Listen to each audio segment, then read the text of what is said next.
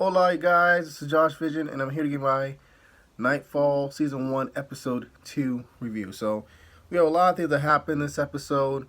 We have the search for Godfrey's body led by Landry, Percival, Gawain, and the other Knights Templar guy.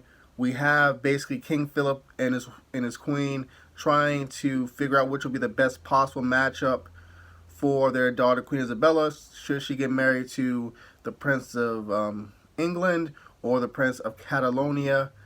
Also, in this episode, we also have the arrival of the Pope Boniface. So, we begin this episode with the Pope Boniface, coming to France.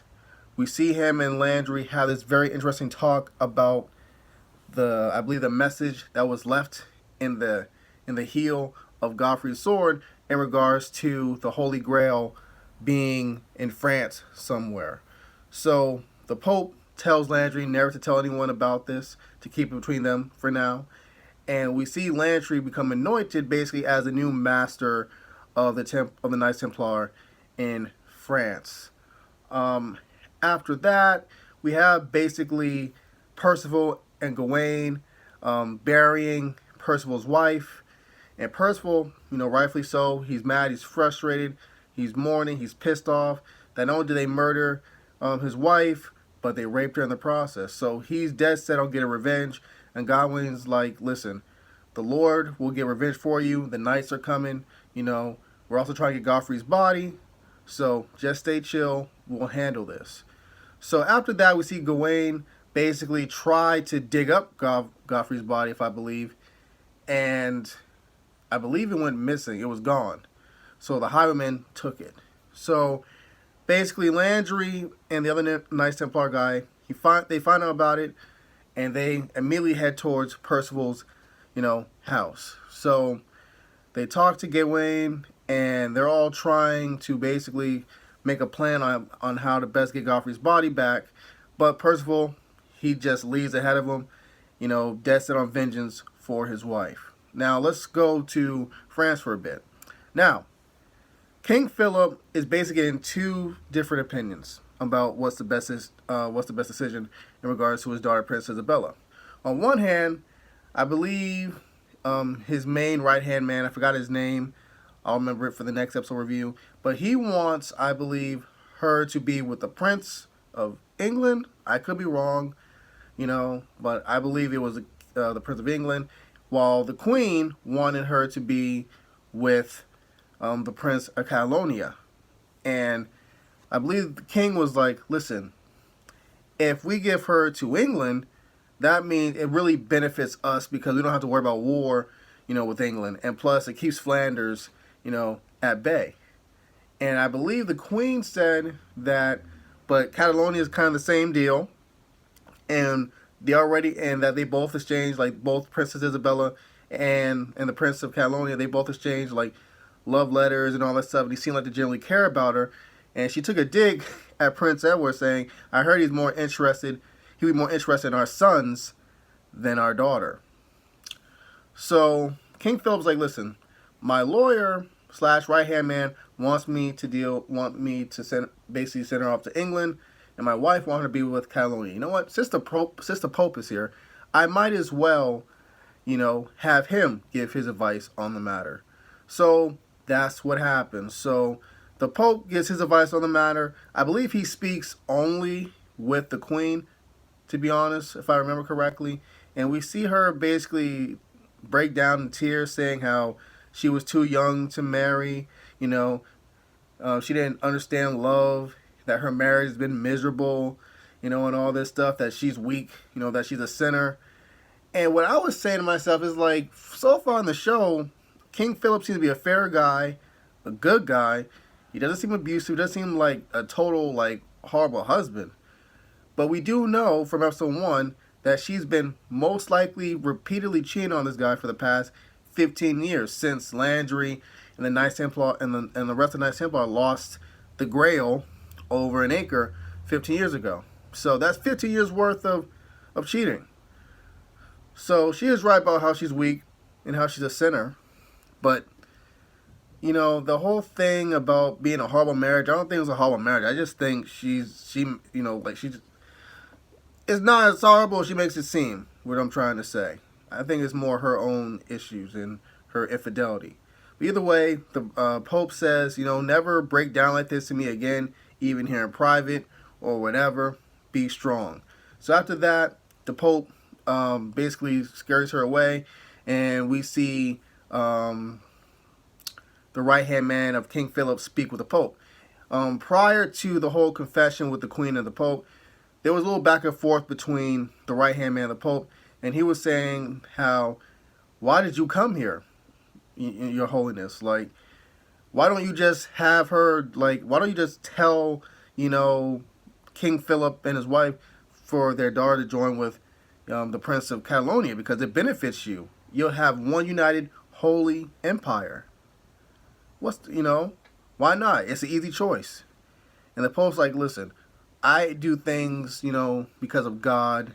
You're not going to try to manipulate or try to basically mind F me into doing what you want me to do. No, it's not happening like that. So after that, we have Landry catching up with Percival. And they're able to get into the church, but Landry's trying to tell Percival they had to come up with a plan to stop being headstrong, but Percival's not listening. So they get there. I believe Percival, he finds one of the guys responsible for both Godfrey's death and his wife's death. And before the guy can cut, Percival in half, Landry knocks him out with the heel of his sword. So they're making their way through, and I believe Percival chases after one of the other guys, and Landry is literally left to fend for himself against at least 12 other dudes. Thankfully, his brethren, Gawain and the other Knights Templar guy, shows up. They're kicking tail, but it's obvious, near the end of the battle, that Gawain's injuries that he received 15 years ago is really handicapping him from fighting at his full potential. And that's something Landry clearly has noticed, and the other guys noticed. So after that, we have Landry trying to find Percival, and we see Percival in this drag-out brawl with one of the guys there. And one of the guys says that, your wife may have not been the sweetest, but she was the best.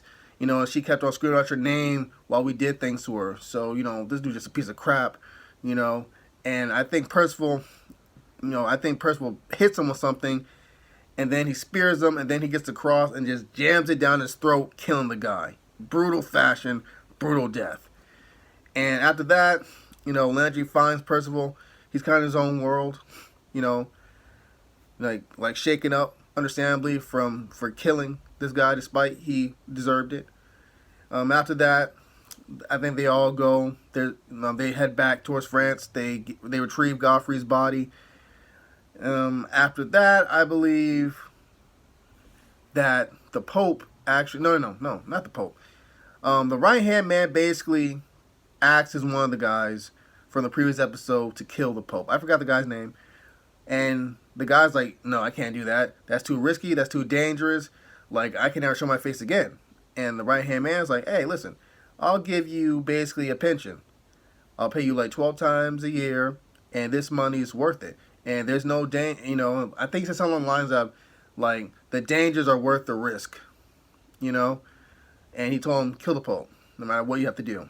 So, turns out the guy died because near the end of the episode, I believe that the people from Catalonia had the dude's head in a box and gave it to the right-hand man.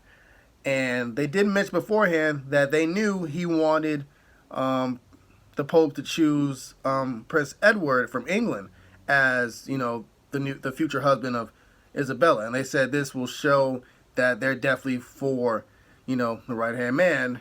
And I guess it was just more like a warning shot, you screw with us, we'll have your head in this box just like this poor fella. So after that, we have Landry basically telling Percival that, join the Knights Templar, we'll be your new family, and just think about it for a sec. After that, we have them doing an autopsy on Godfrey's body with the Pope there, and they find a key, which is very interesting. And while this is happening, or before this happened actually, let me talk about the part before the whole key in Godfrey's body. Godwyn and Landry had an argument because Landry's like, listen, you can't fight anymore, dude. Your leg's too screwed up, you know what I mean? So you got to teach, basically you got to be like a teacher, like an instructor to the trainees. And Gawain's like, no, that's like a demotion. I'm a fighter, man. And Landry's like, listen, man, the proof's in the pudding. You're no longer as good as you used to be. And Gawain's like, listen, man, you know what I regret? I regret saving your life that day. Because I'm the one that saved your life. And Landry's like, listen, dude, I already hear you. I already know you say that. You say this all the time, dude. I never hear enough of it. Like, come on, dude. Like, get over it. I'm sorry, but that's the way, the cards are dealt.